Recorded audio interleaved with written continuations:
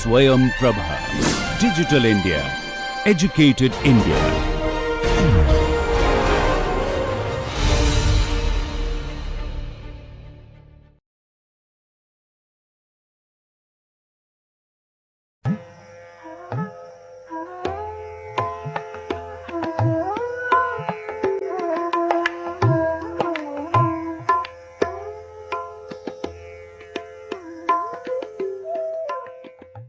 So, in the last class, I gave you a brief on the taxonomy of the environment for a firm. What does it really consist of? So, you have the taxonomy of the environment made up of the internal environment, then the micro, mega and the relevant environment. Then I also gave you some examples with respect to mega environment.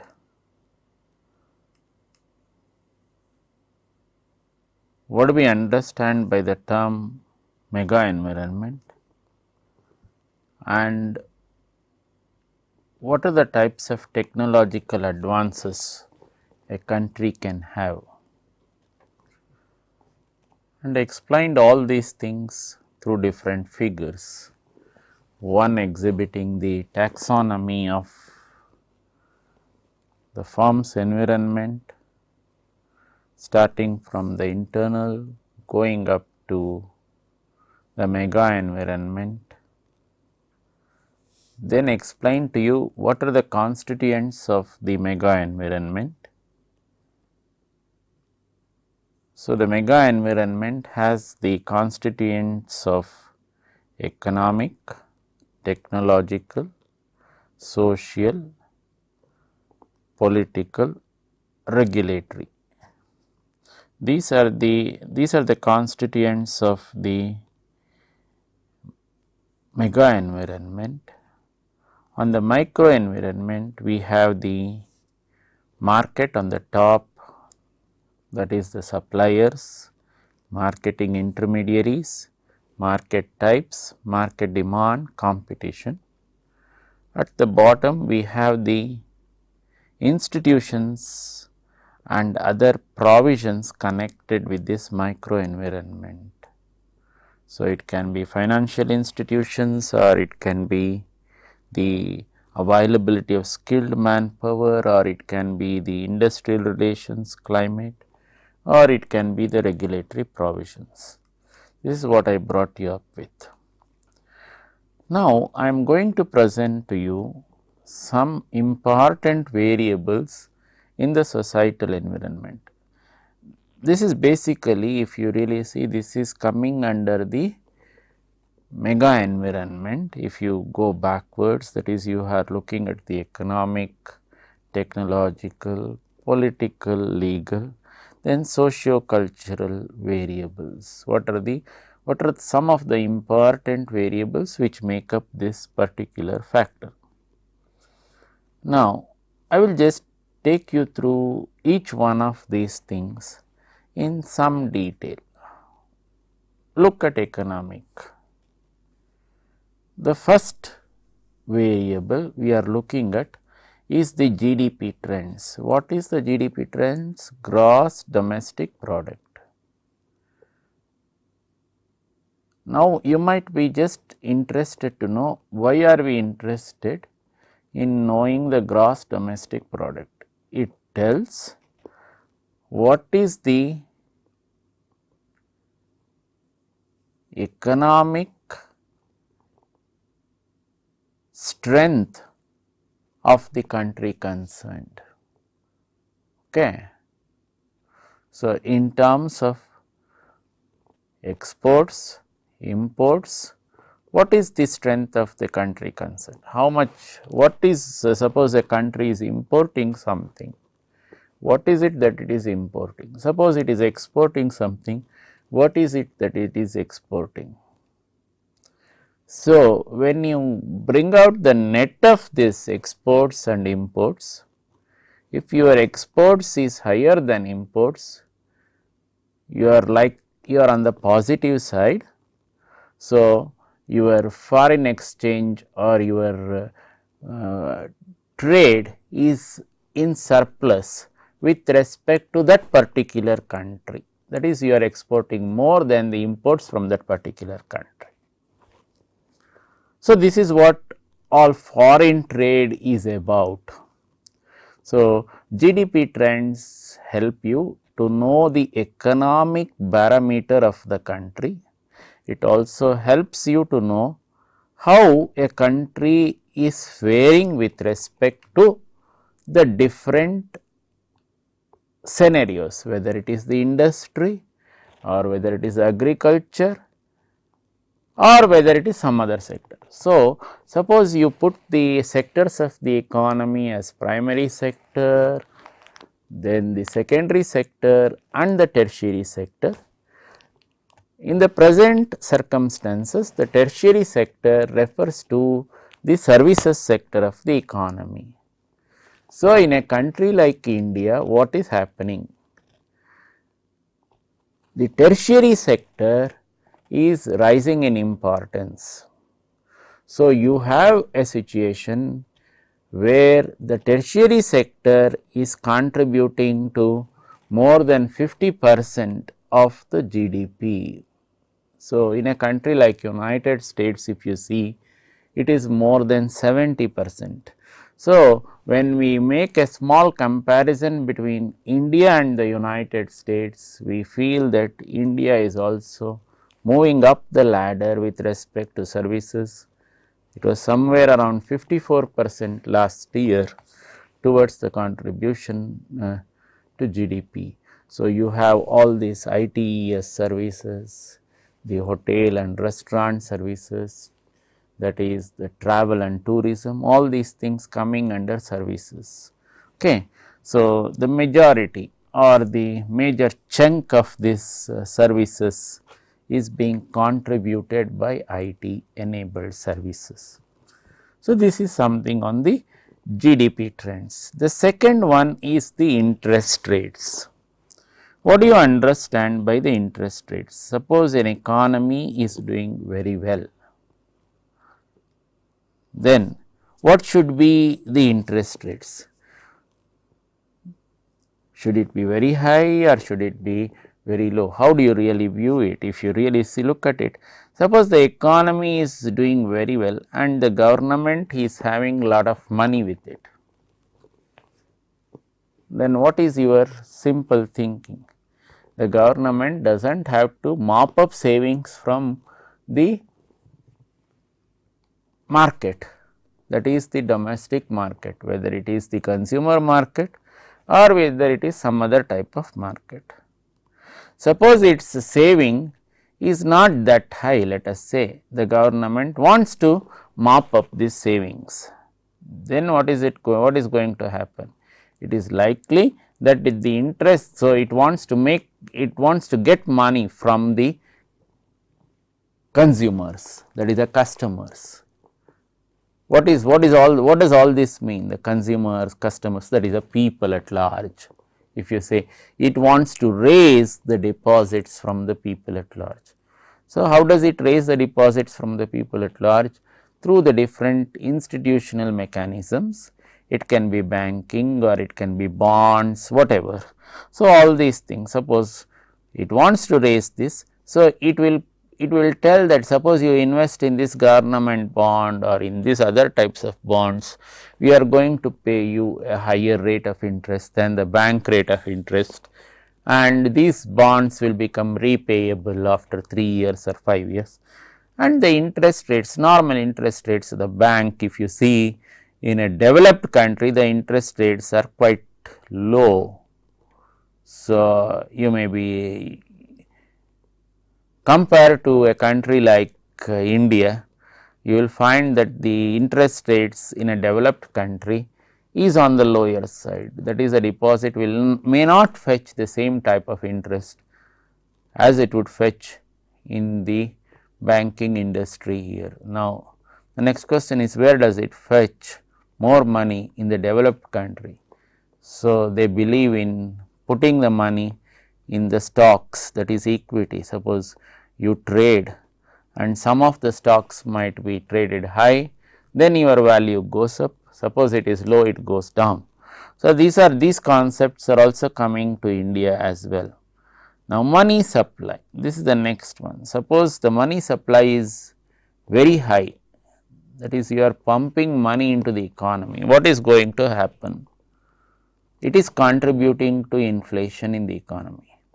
What do you mean by it is contributing to inflation in the economy? You find too much of money is chasing too few goods. So, that is likely to create a situation where the inflation is likely to go up. Then it is possible that the essential commodities may become costlier. This is the type of situation that you are trying to see even now today in India. You find some of the essential commodities are the prices have really skyrocketed, whether you consider it sugar, whether you consider pulses, you find that what was very few months back the prices of these commodities, it has gone up, sometimes even jumped up to close to 100%, which is very hard on the consumer. So, then what is going to happen? You are having a situation that the purchasing power of the consumer is reduced. So, that might have been contributed due to so many other policy decisions which the government might have taken. But at the end of it all, suppose you if you want to increase, if you want to tackle this situation by increased money supply, you are also contributing to inflation. Kindly note that. This is what the next thing is. This is the inflation rates.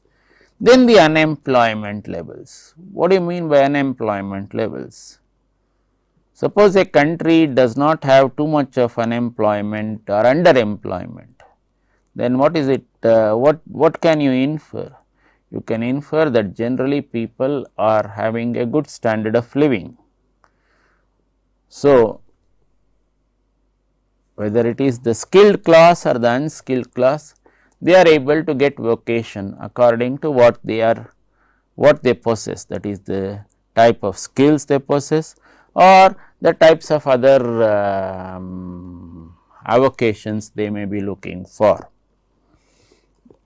Now, all this leads you to wage price controls. Sometimes you may find that in the unorganized sector, you may be having a situation where a person may be working very hard, but he may not be compensated in the same way as a similar person in the organized sector.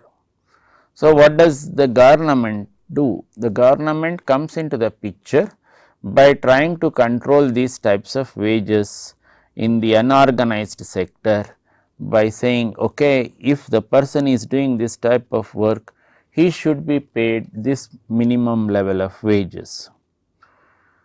So, the other thing which the economic indicator brings you is what is called devaluation or revaluation. What is devaluation? So, sometimes the pressure on the economy of a country may be very high. The country might be found wanting or defaulting in the payments to loans which it has borrowed from world agencies, maybe the World Bank or the UN and things like that. Then what do these bodies do? These bodies put pressure on the government. They say, why don't you devalue the currency? So, if you really look at it, our country has also gone for this devaluation without telling that it is devaluation, but we have the country's monetary system has gone in for these types of adjustments. Just to give you a very small comparison. So, in the early 80s, $1 was equal to 9 rupees. Now, what is the present situation? In 2010, $1, that is the US dollar, is almost nearing the 50 rupees mark. So, you are having an equation where you have jumped up more than 500 times, that is the US dollar, 1 US dollar is nearly coming to rupees 50. So, if you really look go a little backwards, that is the early 70s, $1 in the early 70s was less than rupees 5, became rupees 5 towards the mid 70s and started slightly increasing towards the late 70s. So, an economy, that is the Indian economy, which is more or less on nearly on par in with the US dollar rates in the early 70s, finds itself in a situation today that where 1 US dollar is equal to nearly 46 rupees or 47 rupees. So, this is the type of situation that you find. This is the example of this devaluation. Now, the next one is energy availability and cost.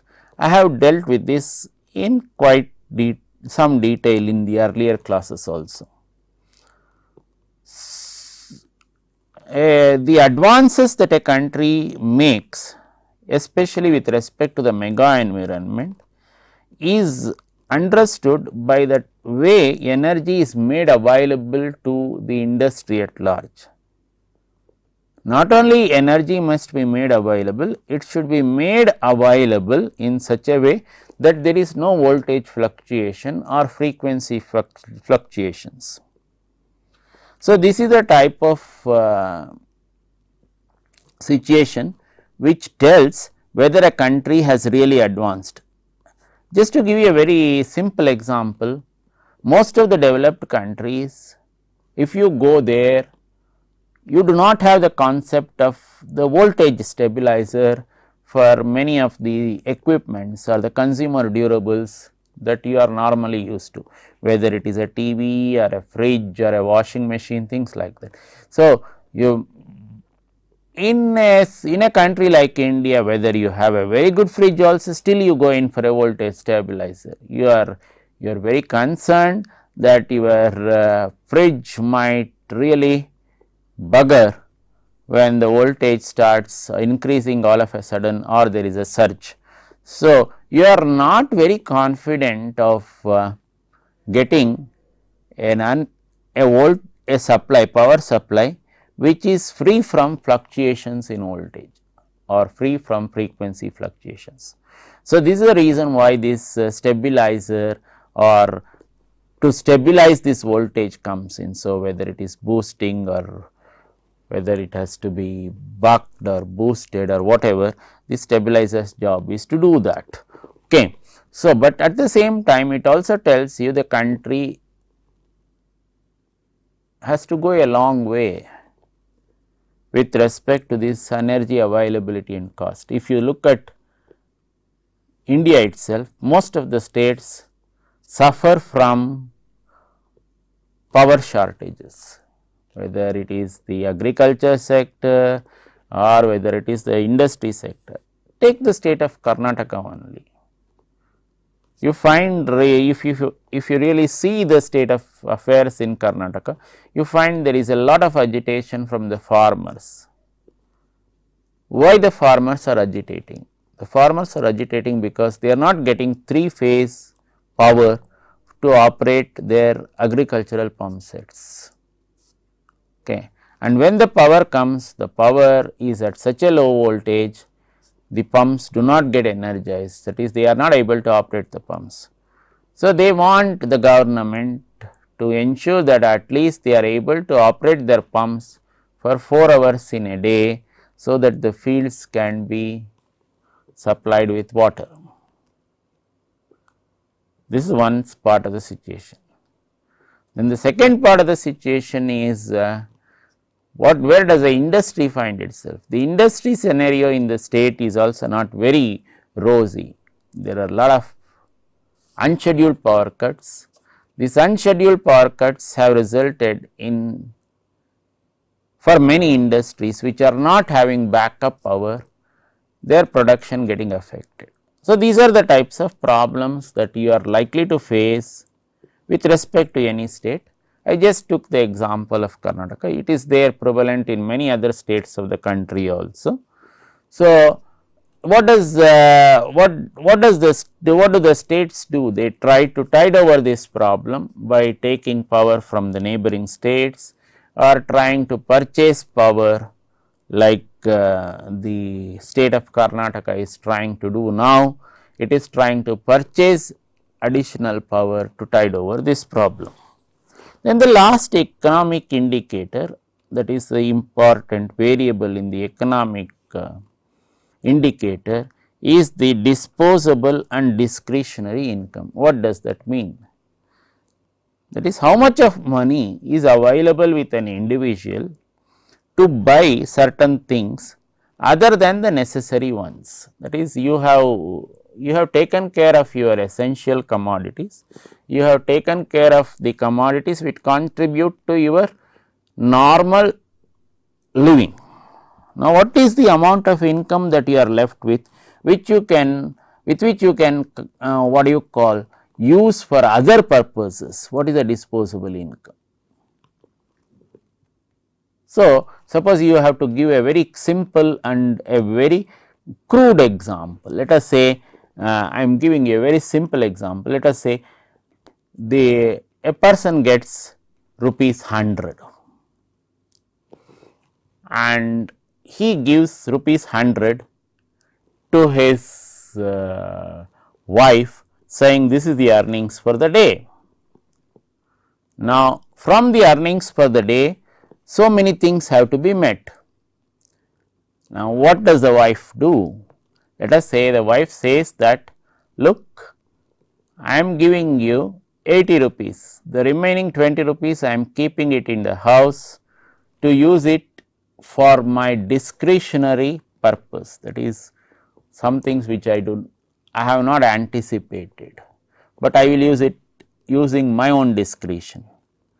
Now, in this 80 rupees, you bring these things 1, 2, 3, 4, 5, 6, 7, 8, 9, 10. Now, these 10 things after you bring, from this 80 rupees, let us say you are left with 5 rupees. That is, there is an excess of 5 rupees. Then this 5 rupees contributes for you the disposable income. From that 5 rupees, you can do whatever you want, that is, a person can do whatever you want, whether he wants to have some what do you call, he wants to have a smoke or a cigar if he is a smoker, or if he wants to have a small drink if he is a drinker, or if he wants to go for a cinema, all those things come under that type of disposable income. So, this is the type of income. So, this is the simple way of putting things, but all these things are applicable at a larger context to countries also. So, how much one country can afford to give as aid to other country? Of course, these decisions are taken at the government levels. Now, let us look at the technological variables. What are the types of technological variables which you can have? Now, the first one is what is called the total government spending for R&D. So, if you look at our country only, there are many times statements which are coming from the government saying that the government puts lot of emphasis on R&D. Now, a question might just come to you, what should be the spend on R&D in a country? That is a typical R&D, that is, why do you want to spend on R&D? This is the first question one might ask. You might answer this question that by saying that you should invest in R&D to come out with new products, new applications. The question is, why should you come out with new products or new applications, etc. This is for improving the standard of living. So, this improving the standard of living from the country's side contributes to total government spending on R&D from the industry side contributes to new products. So, the typical what should be the type of spend that you should have. So, in our country we find that the spend on R&D by the government is less than 1% of the GDP, whereas in a country like the United States you find that it is nearly 6% of the GDP, which is very high. So, this also tells you what the strength or the power which a country tries to wield over other countries. So, nearly you are really seeing nearly 5 to 6 times with reference to percentages, but the actual amount will be far high when you look at the GDP of India versus the GDP of the United States.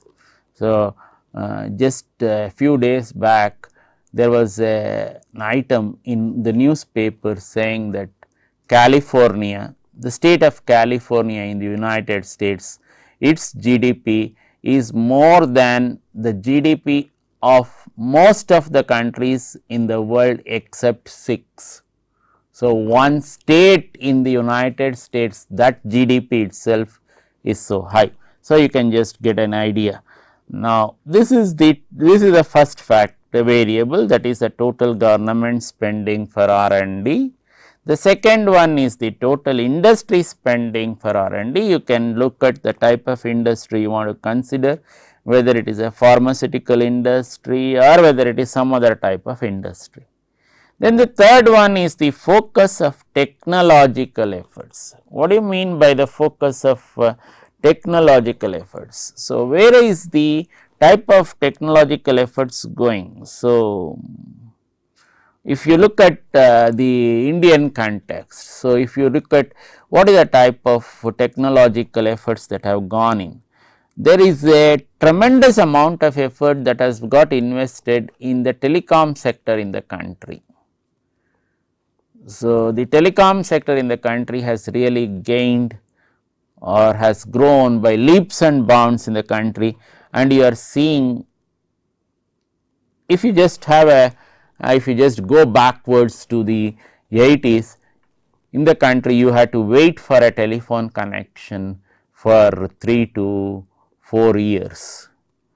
The present what is the present scenario? The present scenario is your connection is available to you off the shelf, unbelievable. So, this is the type of advance that has taken place on the technological side.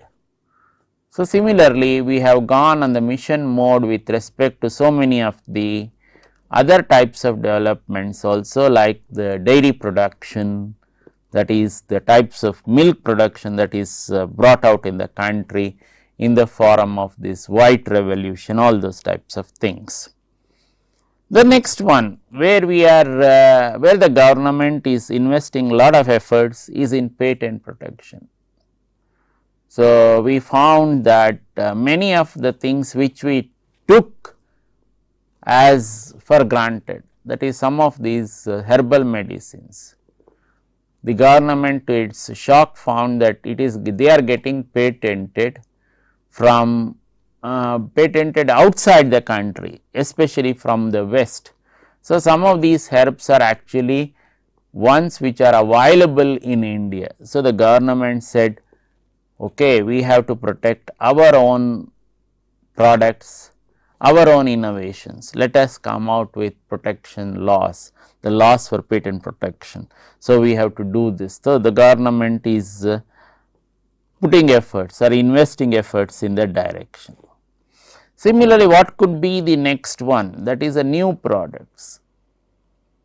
The most important thing in a market driven economy is you should always come out with new products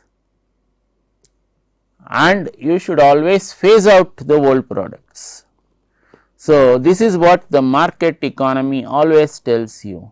The market economy tells you that come on, you should be willing to phase out the old products, come with new products. That is, in other words, you start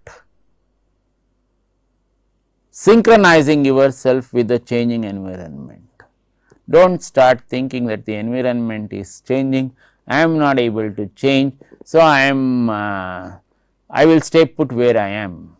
This what is a famous this thing. So, if you really look at it, you had this dinosaur. So, when the environment started changing, the dinosaur did not want to change.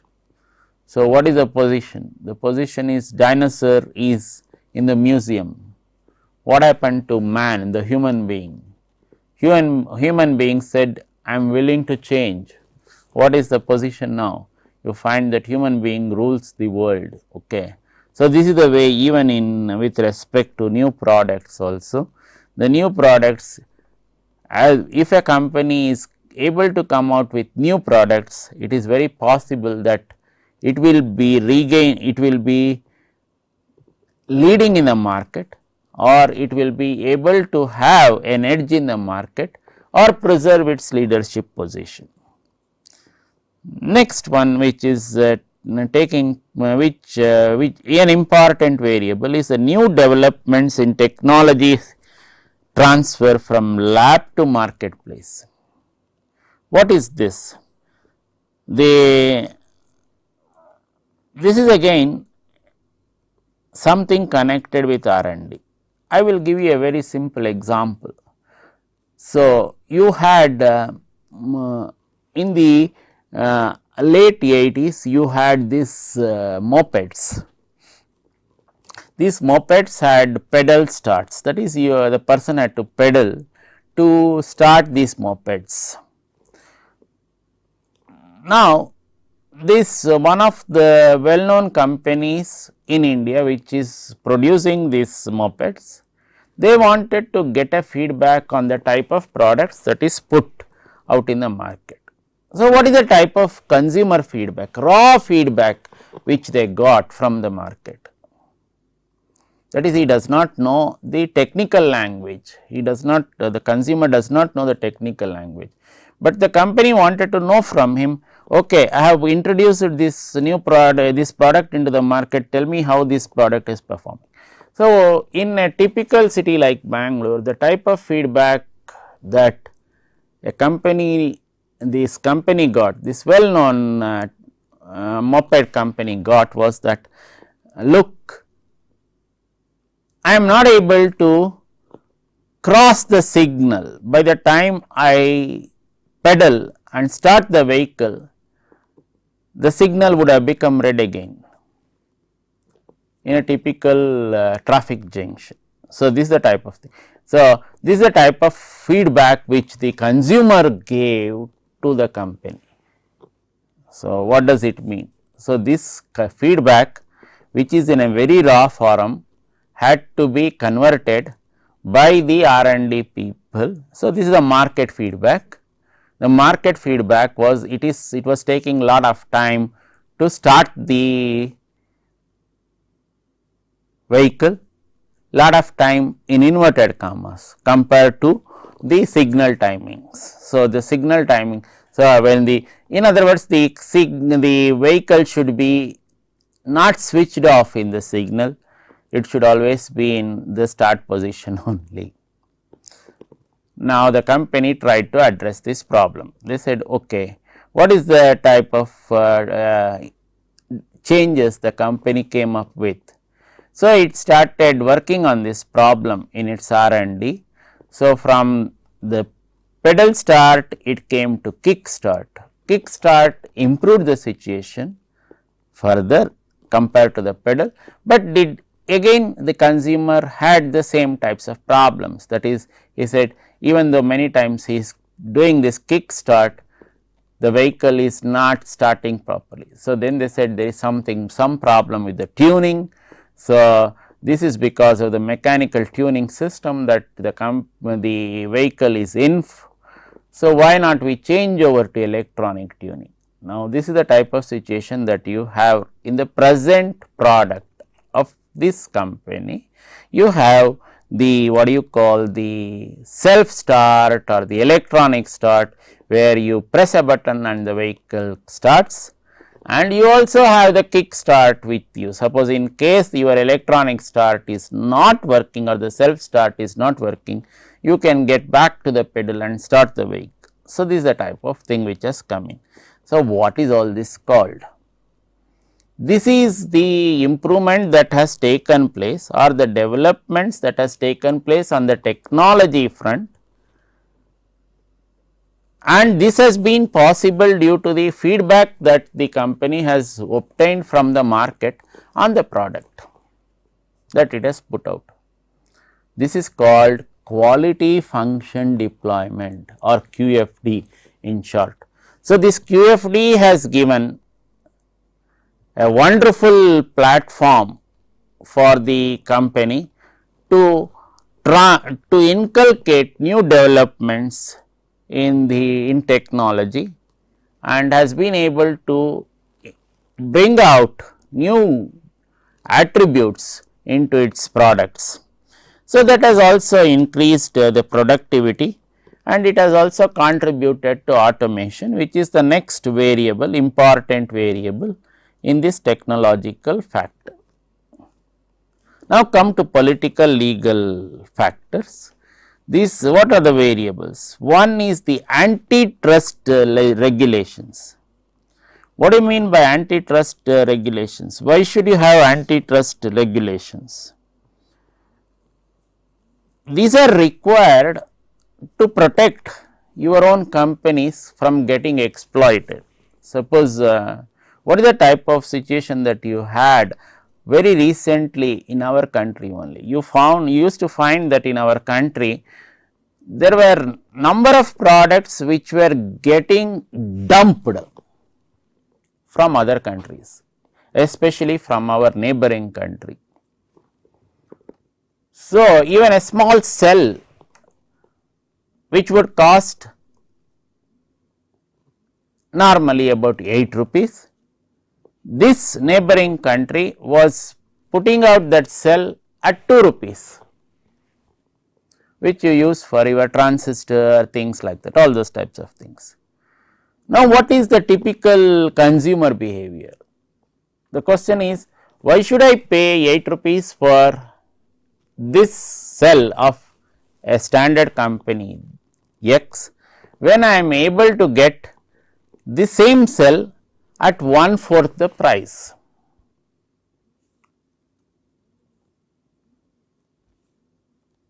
The shopkeeper who was selling the cell for you, he would give you a warning. What is the type of warning he would give? He says, you should not hold me responsible if something happens to the equipment in which this cell is used. So, do not hold me responsible. So, in other words, there is he was not very sure of the quality of the product, that is this cell in this particular instant case. So, in order to protect the domestic industry or the industry at large, government has to come out with some antitrust legislations or anti-dumping regulations, where you just say that this is not allowed, this is the type of, suppose you want to put something into the market, then this is going to be taxed like this. So, that to protect these local industries or the existing players, sometimes the government comes in with these types of regulations. The second one is the environmental protection laws. See, many countries, especially the developed countries, are very stringent on this environment protection. So, suppose you are going to some of these countries, you cannot take some of the food items also into these countries. They think that their environment is going to be affected if you take some items, say like rice from India to that country. They say our environment is going to be affected, you should not bring rice into our country. So, you may just wonder how the environment of this country is getting affected if I bring rice. After all, I am cooking rice for my consumption. This is a layman's thinking, but the government of that particular country thinks that these are contributing to environmental degradation. So, this is the way a developed country finds itself or tries to protect its environment through the enactment of the environmental protection laws. Similarly, the tax laws. So, why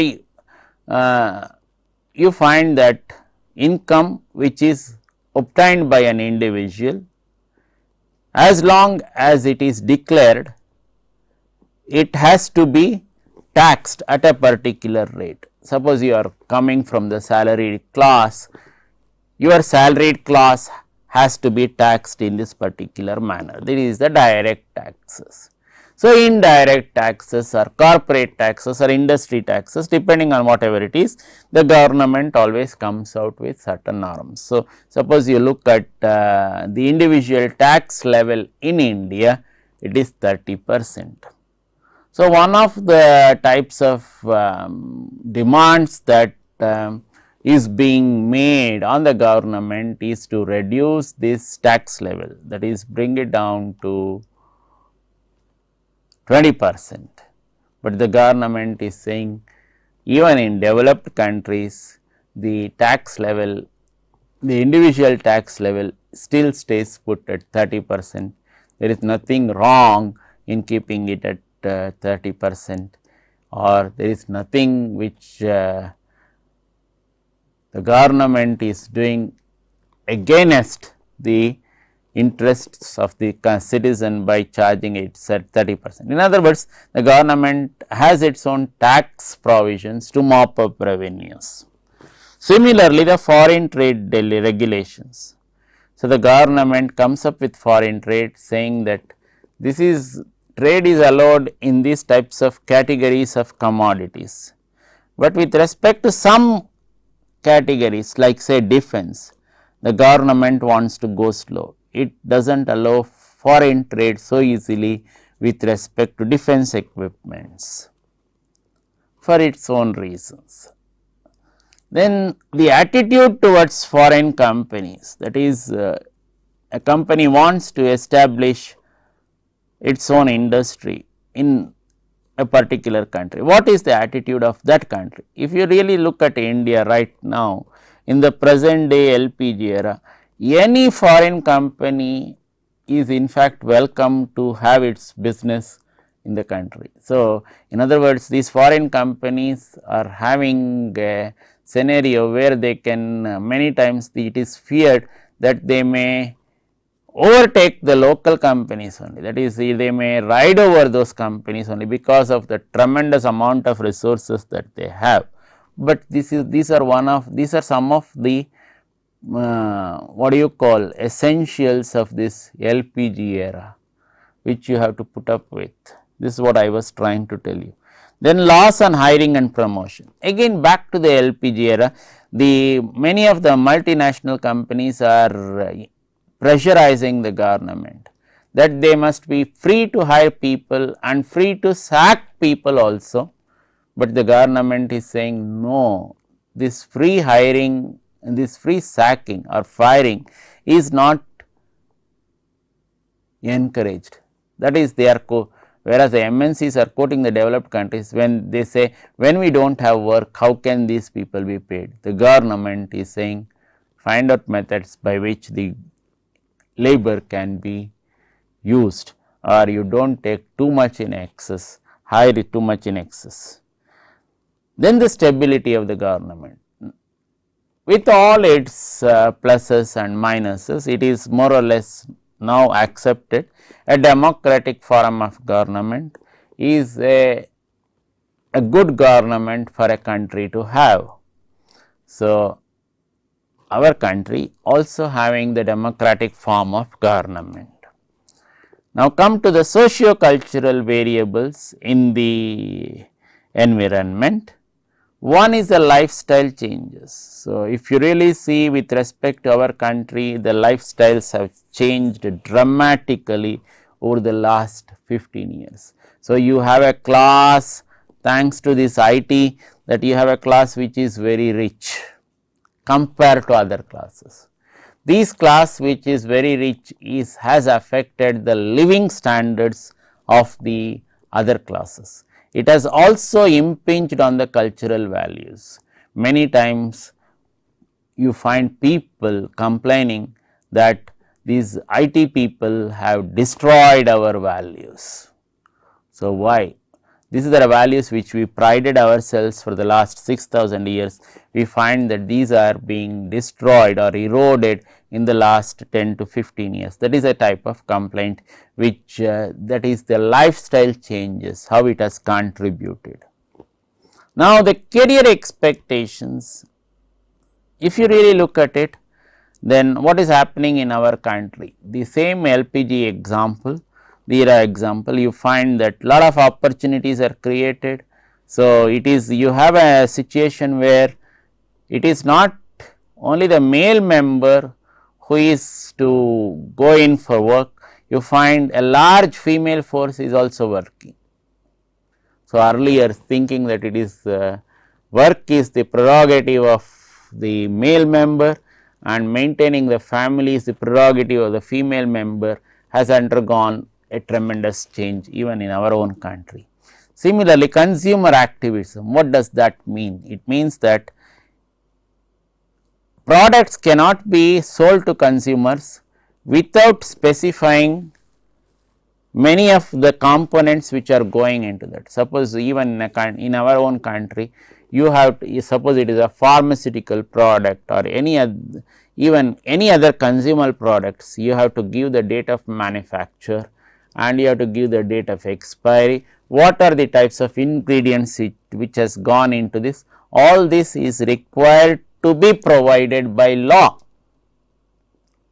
by the manufacturer.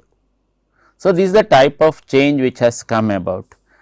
Then the rate of family formation. So, what has this industrialization or LPG era, what has it happened? If you really see you find that whereas in the earlier cases the age of marriage was relatively less, that is you found that the girl was getting married less than 20 years of age, you find that it has shifted, that is you find that the girl is the marriageable age has got shifted to on the upwards of 20. So, what is going to happen? You find that the children or the family formation gets shifted by that level. So, this is the type of thing, and what is going to happen in that? The growth rate of the population also comes down by that particular percentage. So, earlier if you had a certain percentage, you find that because of so many of these types of changes that have come in, you find that one section of the family formation which is engaged perhaps in these types of LPG era activities, you may find that the family formation, the rate is it has shifted up and the growth rate of population has also come down. So, this is the type of thing which you might see. Now, what is it going to happen? It will impinge on the age of population. This is one of the things which you might have seen that if you read this book Imagining India by Nandan. So, this what is the strength of India? He says that the strength of India is likely to be its youth population, the youth power. So, you are like this is the power which this country can wield over other countries of the globe, where the age distribution is on the higher side. Again, all this family formation, growth rate of population having their effect. So, for the time being, we are a little positive on this particular side, which can be used to the advantage of the country. Then what is this regional shifts in population? You have some areas growing more than what do you call the standard rates in the country, some areas not growing.